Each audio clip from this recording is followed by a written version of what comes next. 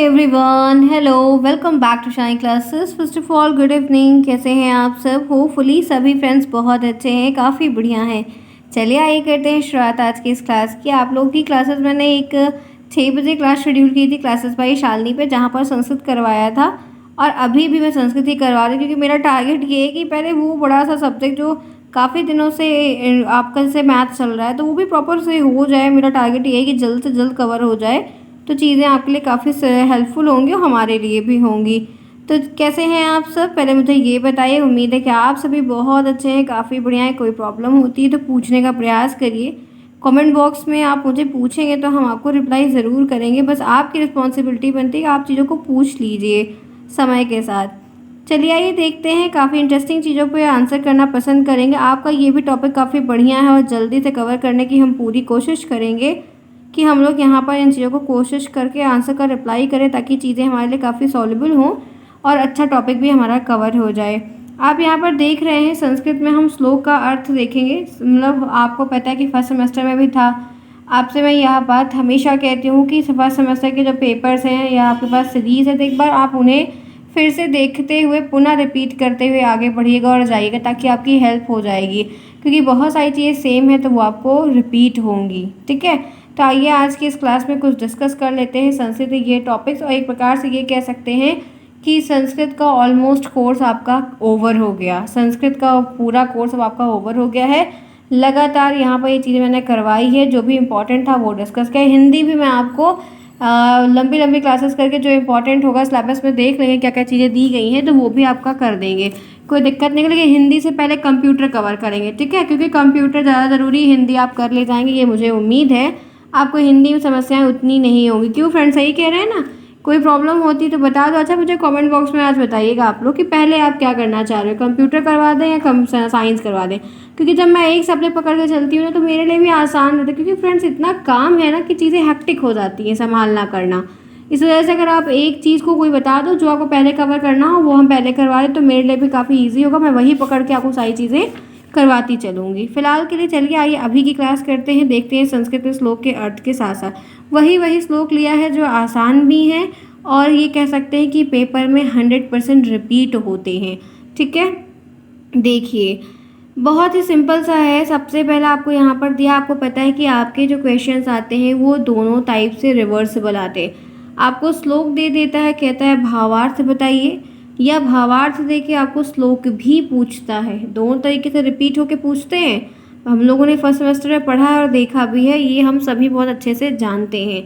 तो यहाँ पर क्या लिखा हुआ है उन चीज़ों को समझिए थोड़ा सा। तो लिखा है विद्या ददाति विनयम विनयाद यात्री पात्रताम। ध्यान से पढ़िएगा, ध्यान से सुनिएगा एकदम सिंपल तरीके से। विद्या ददाति विनयम विनयाद यात्री पात्रताम पात्रवात पात्रवात धनमा। देखो मेरी भी संस्कृत में थोड़ी सी वीकनेस है तो ये मैं सोचा, क्योंकि मैं आपको पढ़ा रही तभी पढ़े, बाकी मुझे कोई काम नहीं पड़ता इनका। तो पात्रवात धनमा नोति धनाद धर्मा तथा सुखम। ठीक है, तोड़ के पढ़ो तभी मैं पढ़ ले जाती हूँ, अर्थ भी समझ में आ जाता है। तो यही स्किल आप भी डेवलप कर लो। मैंने टेट सीटेट वगैरह सब में इंग्लिश ली थी तो मुझे संस्कृत में इतनी दिक्कतें नहीं हुई हैं। तो ये हमको ध्यान रखना है। ठीक है, तो यहाँ पे इसका अर्थ क्या लिखा हुआ है, ये आता है कई बार, बहुत बार ये आता है, इसीलिए थोड़ा सा मैंने भी लिया कि ये वाला ले लेते हैं। लिखा है विद्या विनम्रता प्रदान करती है। विद्या विनम्रता प्रदान करती है। अगर आप विद्या है, आपके पास विद्या आपने ग्रहण की है तो आप में विनम्रता है। विनम्रता से योग्यता प्राप्त होती है। विनम्रता से हमें क्या मिलता है? हमें योग्यता प्राप्त होती है। योग्यता से धन की प्राप्ति होती है। अगर बात करते हैं योग्यता से क्या होता है, तो योग्यता से हमें धन की प्राप्ति होती है। अगर आपके अंदर योग्यता है तो आपके पास ढेर सारा धन है। धन से क्या होता है? धर्म आता है। क्योंकि धन है तो आप धर्म के काम करेंगे। अंतः सुख की प्राप्ति भी आपको इन्हीं सब चीज़ों से भी देखने को होती है। अर्थात विद्या से व्यक्ति में अच्छे गुण आते हैं। अगर विद्या आपके पास है तो आपके अंदर अच्छे गुण आचरण होगा, जिससे वो योग्य बनेगा, जिससे आप काबिल बनेंगे, कुछ अच्छा काम करेंगे। और उसके बाद कहता है कि योग्यता से उसकी आर्थिक सफलता भी मिलती है, उसे धर्म और सुख की ओर जो ले जाती है। इसका मतलब ये हुआ कि जीवन में कुछ भी हासिल करने के लिए विद्या ही मूल आधार है। आपको अगर सुख समृद्धि चाहिए या कुछ भी ऐसा चाहिए तो आपको विद्या नाम का जो एक बड़ा सा ब्रह्मास्त्र है वो लेकर चलना होगा, जिसके थ्रू आपको हर चीज़ मिलेगी। सुख हो, दुख हो, सुविधाएं हो, आपकी जितनी भी इच्छाएं वो सारी चीज़ यहीं से पूर्ण होंगी। तो इन चीज़ों को थोड़ा सा आपको ध्यान में रख के काम करना है। तो क्या कि इसका यहाँ पर कीमत क्या है कि विद्या जो है वो बहुत ही कीमती मूल्य चीज़ें हैं। अगर वो आपके पास है फिर आपको कोई किसी भी चीज़ को पाने के लिए रोक नहीं सकता है। ठीक है, यही बात इसमें आपको समझाई और बताई जा रही है। उम्मीद है कि आप भी बात बहुत अच्छे समझे होंगे क्लियर कॉन्सेप्ट के साथ में। तो चलिए फिर हम आगे बढ़ते हैं और भी चीज़ों को देखते हैं। इस तरह से कई सारे सूत्र हैं जो हमें 1 बाय 1 करके पढ़ने हैं। मैंने आपको एक यहाँ पर बता दिया। आपको भी सेम इसी तरीके से अर्थ के भावार्थ लिखने हैं और चीज़ें आपकी काफ़ी आसान सी हो जाएंगी। आगे हम बढ़ते हैं, आइए चलते हैं। नेक्स्ट यहाँ पर है गुरुर ब्रह्मा गुरुर विष्णु गुरुर्देवो महेश्वरा गुरुर साक्षात परम ब्रह्मा तस्मै श्री गुरुवे नमः। फ्रेंड्स थोड़ा सा प्रैक्टिस करिए कि वर्तनी वगैरह थोड़ा बिल्कुल कम गलत करिए, क्योंकि हो सकता है कि प्रश्न बन जाए और अगर ऐसे छोटी छोटी गलतियां हम करते रहेंगे तो हमारा ही तो नंबर कटेगा। तो यहाँ पर है गुरुर ब्रह्मा गुरुर विष्णु गुरुर्देवो महेश्वरा साक्षात ब्रह्मा तस्मै श्री गुरुवे नमः। तो ये चीज़ें यहाँ पर हैं, तो थोड़ा सा इन पे भी गौर फरमाइए कि गलतियाँ आपसे कम हो तो चीज़ें आपके लिए सॉल्वेबल होंगी।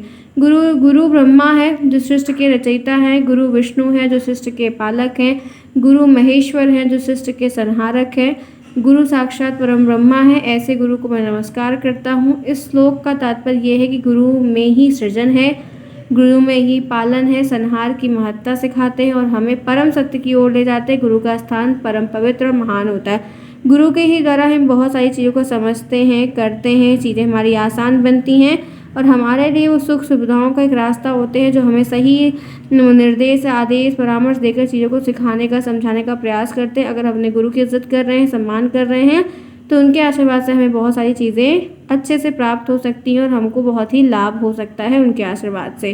तो ये चीज़ें यहाँ पर मैंने आपको बताई। कोई दिक्कत किसी को है? बिल्कुल नहीं होनी चाहिए। अगर होती है तो आप मुझे पूछ सकते हैं, आपको रिप्लाई यहाँ पर ज़रूर से ज़रूर मिलेगा। चलिए तो हमने 2 डिस्कस कर लिया। फिर देखिए क्या लिखा है, धर्मस्य फलम निश्चयन्ति धर्मे निश्चयन्ति मानवा फलम फलम पापस्य निश्चयन्ति पापम कुर्वन्ति साधुरा। अब इसका क्या मतलब है, क्या कहना चाह रहा है, आपसे भावार्थ में क्या पूछा जा रहा है, आइए जानते हैं। लोगों को धर्म का फल चाहिए, लोगों को धर्म का फल चाहिए पर धर्म का आचरण नहीं, पर धर्म का आचरण नहीं, और पाप का फल नहीं चाहिए पर गर्व से पाप आचरण करना है। पाप का फल जो होता है कि भाई आप पाप करेंगे तो आपको उसका फल मिलेगा, वो किसी को नहीं चाहिए। लेकिन जो कुकर्म है, जो पाप है, उसको करना ही करना है, उसको करेंगे, बाकी जो भी कुछ होगा उसको देख लेंगे। ठीक है, ऐसा कहा जाता है, ऐसा लोग कहते हैं और करते हैं। चलिए हम आगे बढ़ते हैं और देखते हैं। नेक्स्ट यहाँ पर है ना कलेशने विना द्रव्यम विना द्रवणे ना क्रिया क्रियाहीने ना धर्माशयात धर्महीने कुतः सुखम। क्या मतलब, कई सारी चीज़ें नहीं रहेंगी आज, ध्यान से सुनिएगा, समझिएगा भी। ठीक है, कई सारी चीज़ें मैंने इसमें नहीं ली है। तो कलेश बिना द्रव्य नहीं, द्रव्य बिना क्रिया नहीं, कलेश बिना द्रव्य नहीं, द्रव्य बिना क्रिया नहीं, क्रिया बिना धर्म संभव नहीं है, क्रिया के बगैर क्या है, धर्म जो है वो संभव नहीं है, और धर्म के बिना सुख कैसा, अगर आपने धर्म नहीं किया तो धर्म के बिना सुख कैसा हो सकता है। तो यहाँ पर यह बात, इस श्लोक का अर्थ यही है, यह श्लोक आपको यही चीज़ें सिखा रहा है। ठीक है, यही चीज़ें आपको यह बता रहा है। क्लियर हो गया? तो इस तरीके से आप छोटे छोटे कई सारे श्लोक की प्रिपरेशन करिए, उनके अर्थ को समझिए, भावार्थ को समझिए। इस तरीके से अगर आप लिख रहे हैं या कुछ भी कर रहे हैं तो वो आपके लिए हेल्पफुल हो जाएगा और चीज़ें आपके आसान हो जाएंगी, जो आपको नंबर दिला देंगी सिंपल तरीके से। तो मैंने आपको कई सारे शेयर कर दिए। चलिए फटाफट क्लास को लाइक कर, जिन्होंने क्लास को अभी तक लाइक नहीं किया है, क्योंकि ये चीज़ें हो रही हैं आपके कवर अप में है और ये लास्ट है, तो आपका संस्कृत ओवर भी है। बहुत हो सकता है कि बहुत ज़्यादा क्लासेस तो मैंने नहीं, क्योंकि मेरा भी टारगेट था कि मैं जितनी चीज़ें इंपॉर्टेंट हैं जो आती हैं उसी पे करवाने पे ज़्यादा फोकस कर रही हूँ, इसीलिए आपको ये चीज़ें यहाँ पर दिख रही होंगी। तो आप लोग को ध्यान रखना, बारी हमारे इसको ख़त्म करके क्वेश्चंस करने की। लेकिन फटाफट क्लास को लाइक करिए, फिर आगे बढ़ते हैं। चलिए, जिन्होंने अभी तक क्लास को लाइक नहीं किया है वो उनकी रिस्पॉन्सिबिलिटी बनती है कि जल्दी से क्लास को लाइक करें, फिर हम आगे बढ़ जाएंगे, चीज़ों को सीख लेंगे। यहाँ तक क्लियर है सभी को? आइए देखते हैं। यहाँ पर फिर आप एक और दिया है, दूसरा यहाँ पर है जीविताशा बलवती धनाशा दुर्बला मम। ये मैंने हाईलाइट करना भूल गई, जीविताशा बलवती धनाशा दुर्बला मम। इसका अर्थ है मेरी जीवन की आशा बलवती है पर धन की आशा दुर्लभ है। मेरी जीवन की जो आशा है वो तो बलवती है, लेकिन धन की जो आशा है वो यहाँ पर कहीं ना कहीं कम सी प्रतीत होती है, कम सी दिख रही है। हम आगे बढ़ते हैं, कुछ और चीज़ों को डिस्कस करते हैं साधारण शब्दों में। फिर है बहुत ही अच्छा है, ध्यान से पढ़िए, सभी को क्लियर दिख रहा होगा, आई होप सो। यहाँ तक बात क्लियर हुई तो ये मैंने आपको बता दिया। अब जरा आइए और पढ़ते हैं और को देखते हैं। और यहाँ पर क्या है, यहाँ पर नेक्स्ट मैंने लिया है काकचेष्टा वको ध्यानम स्वान निद्रा तथैव च अल्पाहारी गृह त्यागी विद्यार्थी पंच लक्षणम। बहुत ही सिंपल है, ये मैंने पूछा है, ठीक है। अब आपसे ये पूछा गया है, कई बार ऐसा वैसे आपने पढ़ा होगा ना, कई बार ये चीज़ें आपने पढ़ी होंगी, देखी होंगी। देखिए क्या है इसमें। चलिए फ्रेंड्स फिर आप इसका व्याख्या देख सकते हैं, लिख सकते हैं। काक चेष्टा वको ध्यानम ध्यान स्वान निद्रा तथैव च अल्पाहारी गृह त्यागी विद्यार्थी पंच लक्षण। एक आदर्श विद्यार्थी के 5 गुण होते हैं। कौवे जैसी चेष्टा, लगन, परिश्रम, बगुले जैसा ध्यान, एकाग्रता, कुत्ते जैसी नींद, कम सोना, जागरूकता रखना, अल्प भोजन, संयम और साधारण भोजन और घर का त्याग, आनंद, अध्ययन, परिपूर्ण समर्पण, ये सारी चीज़ें होती हैं। इन गुणों के साथ जो भी विद्यार्थी रहता है वो अध्ययन में सफल होता है। और ये श्लोक बताता है कि एक विद्यार्थी को अपने लक्ष्य की प्राप्ति के लिए समर्पण, संयम, सतर्कता, एकाग्रता, परिश्रम की आवश्यकता होती है। आप जितनी हार्ड स्किल लेंगे, करेंगे, ठीक है, उतना आपको लाभ होगा। ये आपको ध्यान रखना है। तो जितने भी विद्यार्थी हैं, जो कुछ भी चीज़ें, जब तक लाइफ सेटल नहीं हो जाती ना, देखिए फ्रेंड्स, मैं आप सभी को आप लोगों से बहुत सारे लोग मैरिड हैं, बहुत सारी चीज़ें, फिलहाल मैं मैरिड नहीं हूँ अभी, बहुत सारी रिस्पॉन्सिबिलिटी अभी भी कंधों पे रहती है।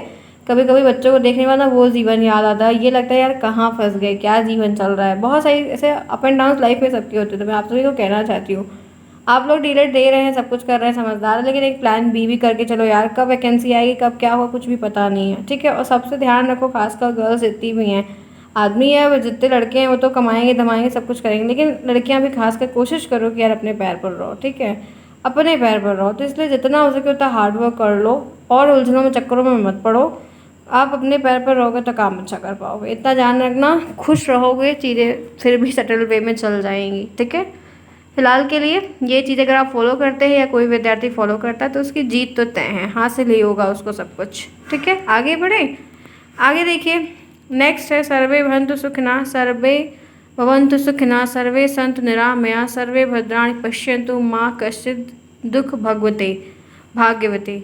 तो इसका अर्थ क्या होता है, सभी लोग सुखी हों, सभी लोग निरोगी हों, सभी लोग सुख की घटनाएं देखें, शुभ अच्छी चीज़ों को देखें, किसी भी प्रकार का दुख भागी उनके ऊपर ना पड़े। इस श्लोक का मतलब ये है कि हम सबकी कामना ये है कि पूरे विश्व में सभी लोग खुशहाल रहें, सभी स्वस्थ रहें, अच्छा जीवन व्यतीत करें, मस्ती के साथ रहें, सबके जीवन में केवल शुभ की ही घटनाएं हों, किसी भी प्रकार के दुख या पीड़ा का सामना उनको बिल्कुल भी ना करना पड़े। यह श्लोक जो है सार्वभौमिक शांति, स्वास्थ्य और कल्याण की प्रार्थना करता है। बहुत ही अच्छा श्लोक है, बहुत बढ़िया। और ऐसे मैं तो चाहती हूँ ना कि आपके 2 नंबर के सोल्यूशन में कुछ ऐसा ही श्लोक आए जो आपको बड़ा मज़ेदार, अच्छा भी लगे और आपका काम भी काफ़ी आसान हो जाए। तो ये चीज़ें आपको बहुत हेल्प भी कर देंगे और आप बढ़िया तरीके से कर भी ले जाएंगे। यहाँ तक क्लियर है, होपफुली सबको सब कुछ क्लियर होगा, कोई दिक्कत नहीं होगी। होती भी है तो आप मुझे कमेंट बॉक्स में पूछिए, हम तो आपको तैयार है रिप्लाई देने के लिए। आगे बढ़ते हैं, नेक्स्ट देखते हैं। यहाँ पर है ओम अस्तो माँ सद्गमया, ओम अस्तो माँ सद्गमया, तमसो माँ ज्योतिर्गमया, मृत्योर्मा अमृतम गमया, ओम शांति ओम शांति शांति। बहुत अच्छा श्लोक है, बहुत बढ़िया है। हे ईश्वर, हे परमात्मा, हे प्रभु, हे दीनानाथ, हे दीनदयाल, हमें असत्य से सत्य की ओर ले चलिए, हमें गलत रास्ते से सही रास्ते की ओर ले चलिए, यही आपसे एक विनती है। हमें अंधकार से प्रकाश की ओर ले चलिए, हम अंधेरे में हैं, हमें उजाले की तरफ बढ़ाइए, हमें मृत्यु से अमरता की ओर ले चलिए, क्योंकि गलत काम करेंगे, गलत चीज़ें होंगी तो मृत्यु तो निश्चित है। मृत्यु फिलहाल सभी की निश्चित है, लेकिन समय की भी कुछ चीज़ें होती हैं, तो मृत्यु से अमरता की ओर ले चलो। ओम शांति ओम शांति। श्लोक का मतलब ये है कि हम ईश्वर से प्रार्थना करते हैं कि वो हमें झूठ और अज्ञानता से दूर करे। जो चीज़ें झूठ हैं, अज्ञान है, हमें नहीं पता है, छल हो रहा है हमारे साथ, उनसे हमें दूर करे, हमें सत्य और ज्ञान की ओर, जो चीज़ सत्य है, जो ज्ञानवर्धक चीज़ें हैं, जो हमें जानकारी होनी चाहिए, हमें उनकी तरफ ले जाया जाए। अंधकार से प्रकाश की ओर हमारा मार्गदर्शन करें, हमें अंधकार से प्रकाश की ओर बढ़ाएं। जो हम अंधेरे में हैं, चीज़ों को गलत कर रहे हैं, भूल रहे हैं या हमसे अनजाने में गलती हो रही है, हमको सही रास्ते पर ले चलें और मृत्यु के भय से मुक्त करें। जो मृत्यु का एक भय है उससे उसको आराम दें, मुक्त करें, आत्मिक शांति भी हमें प्रदान करें, हमें सुख सुविधाएं प्रदान हो। 3 बार शांति का उच्चारण करें, मन वचन और कर्म में शांति की कामना के। शांति शांति सा ओम शांति शांति शांति। ठीक है, अच्छा श्लोक है और बहुत ही अच्छा अर्थ है। आप ये यहाँ से भी बहुत सारी लाइन को उठा के लिख सकते हैं और वहाँ अपने आप से भी लिख सकते हैं, ध्यान रखिएगा। आगे बढ़िए, और एक बढ़िया सा श्लोक आपके सामने मैं यहाँ पर शेयर कर रही हूँ, उम्मीद है काफ़ी बढ़िया रहेगा। लिखा है, उद्यमने ही सिद्ध्यन्ति कार्याणि न मनोरथे। सॉरी फिर से, उद्यमने ही सिद्ध्यन्ति कार्याणि न मनोरथे, न ही सुप्त शस्त्र सिंहस्य प्रवश्य मुखे मृगा। अर्थ में कहता है, सिर्फ इच्छा करने से उसके काम पूरे नहीं होते। जैसे आपने इच्छा कर ली, कह रहे हमें ये करना, हमें ये होना है, ऐसे ऐसे करना चीज़ें, इससे आपकी इच्छाएं नहीं पूर्ण होंगी। ये जो मन की इच्छा है, कभी हमें कुछ मन करता है, कभी हमें कुछ मन करता है, एक पल में ये एक पल में वो होता है, चट्ट से पट्ट हम बदलते हैं। ठीक है, हमारे मन भी डोलते रहते हैं। बल्कि व्यक्ति की मेहनत करने से, उसके काम करने से, तो आपकी हार्ड स्किल से हर चीज़ें आपको मिलती हैं, आपके मेहनत से मिलती हैं और सही डायरेक्शन में करने से मिलती हैं। तो यहाँ पर जैसे सोए हुए शेर के मुंह में हिरण स्वयं नहीं आता, जैसे सो रहा है शेर, ठीक है, शेर है सो रहा है, तो क्या हिरण आ जाएगा ये शेर से मुझे खा लो, ऐसा कभी नहीं होता। शेर को परिश्रम करना पड़ता है, तब जाकर कहीं उसको हिरण मिलता है, वो उसको नामो नामो करके खाता है। तो ये चीज़ें परिश्रम के ऊपर डिपेंड है। आप जितना हार्ड स्किल का काम करेंगे, चीज़ें करेंगे, उतना चीज़ें आपके लिए आगे बढ़ती और आसान सी होती जाएंगी। ये आप बहुत अच्छे से जानते हैं। मैं कहती हूँ आप 3rd सेमेस्टर में है, वैसे आपने देखा कि सिलेबस थोड़ा बोरिंग, बहुत बोरिंग है। हम भी जब पढ़ रहे थे बड़ा इतना बोरिंग था, सारे सेमेस्टर में सबसे बेकार सिलेबस इसी का है 3rd सेमेस्टर का। लेकिन फिर भी एग्जाम दो, पढ़ो भाई, करना है, कैसे भी करना है, किसी कीमत पर करना, चाहे जो आए ना आए, पढ़ो उसको करो, कैसे भी करना है, पास करना है। ठीक है, समझ में आई बातें? सिंपल एकदम सटीक, जितनी भी चीज़ें मैंने बता दी यहाँ तक। तो चलिए, यहाँ तक क्लियर हो गया फ्रेंड्स, सभी को समझ में आए? कोई दिक्कत होगी तो पूछिएगा। उसके बाद फिर देखिए, वह बहुत ही अच्छा श्लोक है, वक्रतुंड महाकाय सूर्यकोटि समप्रभा निर्विघ्नं कुरु मे देवा सर्वकार्येषु सर्वदा। आपने पढ़ा होगा 1000 बार इसको। चलिए आइए फिर आपके साथ शेयर करते हैं, देखते हैं। तो यहाँ पर लिखा हुआ अर्थ में, हे घुमावदार सूंड वाले, विशाल शरीर, करोड़ों सूर्य के समान महान प्रतिभाशाली मेरे प्रभु, हमेशा मेरे सारे काम बिना विघ्न के पूरे करना। हे गणेश जी, हे गजानन, यही आशीर्वाद मैं खुद आपसे मांगती हूँ, मेरे लिए भी और मेरे क्लास के जितने भी फ्रेंड्स हैं सब के, क्योंकि सब किसी के बच्चे हैं, सारी चीज़ें हैं, सब अपनी जगह हैं। तो कोशिश करिएगा कि सबका सब कुछ अच्छा, और खासकर इनका 3rd सेमेस्टर बहुत अच्छा था, सभी अच्छा जाए, लेकिन 3rd में थोड़ा दिक्कतें हुई हैं, तो वो हो जाए। ठीक है, आगे बढ़ते हैं। इसी के साथ नेक्स्ट देखते हैं, ओम भूर्भुवस्वः तस्य वितुर्वरेण्यं भर्गो देवस्य धीमहि धियो यो न प्रचोदयात्। हम ईश्वर की महिमा का ध्यान करते हैं, जिसने संसार को बनाया, इस खूबसूरत सी दुनिया को बनाया है, जो पूजनीय है, जो ज्ञान का भंडार है, पापों और अज्ञान को दूर करने वाला है। वह हमें प्रकाश दिखाए और हम सत्य के पथ पर चलें, सही रास्ते पर चलें, मार्गदर्शन देखें, काम करें, जो उचित हो उसी पथ पर चलें। तो ऐसा हमें आशीर्वाद दीजिए और हमारा मार्गदर्शन करिए। आगे बढ़ते हैं, नेक्स्ट देखते हैं, सत्यम ब्रूयात प्रियम ब्रूयात ना ब्रूयात सत्यम अप्रियम प्रियम ना प्रियम च ना नित्यम ब्रूयात ऐस धर्म सनातना।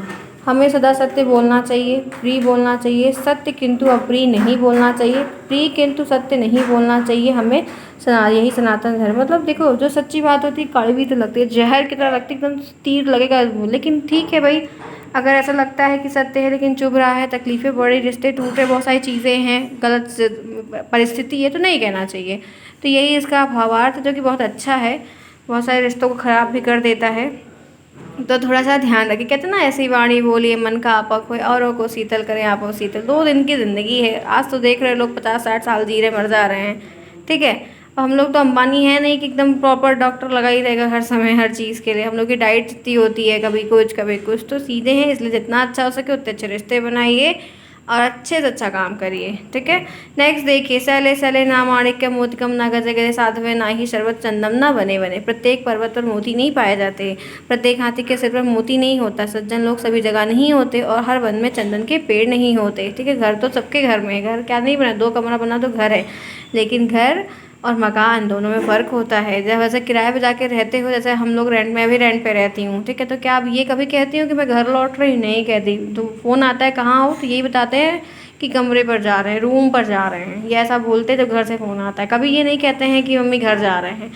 तो वहाँ से दोनों में फ़र्क है, आखिर है वहीं पे रह रहे चीज़ें हैं। तो यही चीज़ है कि हर घर घर नहीं होता, हर चीज़ ऐसे तो वैसे है, हर पर्वत पर मोती नहीं पाए जाते, हर हाथी के मस्तक पर मोती नहीं होता, सिर पर सज्जन लोग हर जगह नहीं होते, हर जंगल में चंदन का पेड़ नहीं होता। आगे बढ़ते हैं इसी के साथ नेक्स्ट देखते हैं। आलस्य कुतो विद्या विद्यस कुतो धनम अधनस कुतो मित्रम अमित्रम कुतो सुखम। आलसी इंसान को विद्या कहाँ, विद्याहीन जो है उसको धन नहीं है, विद्याहीन को मित्र नहीं है, मित्र विहीन को सुख नहीं है। जीवन में सब कुछ प्राप्त करना सबसे पहले आलस्य वाले व्यक्ति को त्याग। अगर आप चाहते हो कि आपके पास विद्या हो, धन हो, दोस्त हो, सब कुछ हो, तो ये जो आलस्य का पेड़ है, जो पाप घुसा हुआ है, उसको पहले नष्ट करो, उसको त्याग दो, आग लगा के जला दो उसको, फिर देखो हर चीज़ आपके साथ और सामान हो जाएगी। ठीक है, तो ये रही बहुत ही फैंटेस्टिक क्लास। थोड़ा बहुत हमने आपसे भी कुछ बातें अपनी शेयर कर दी है, उम्मीद है कि बुरी नहीं लगेगी किसी को, क्योंकि मैं अच्छा बोलने का प्रयास ज़रूर करती हूँ। तो चलिए, ये रही अच्छी सी शानदार सी क्लास पसंद आई है तो लाइक करना बिल्कुल नहीं भूलेगा। जो भी दिक्कत होगी बताइएगा, मैं सोल्यूशन आपको दूँगी। ऐसे स्माइल करते रहिए, पढ़ते रहे, आगे बढ़ते रहिए, बाकी सब कुछ बढ़िया होगा। मिलते हैं नेक्स्ट में, bye bye, take care, see you soon, best of luck.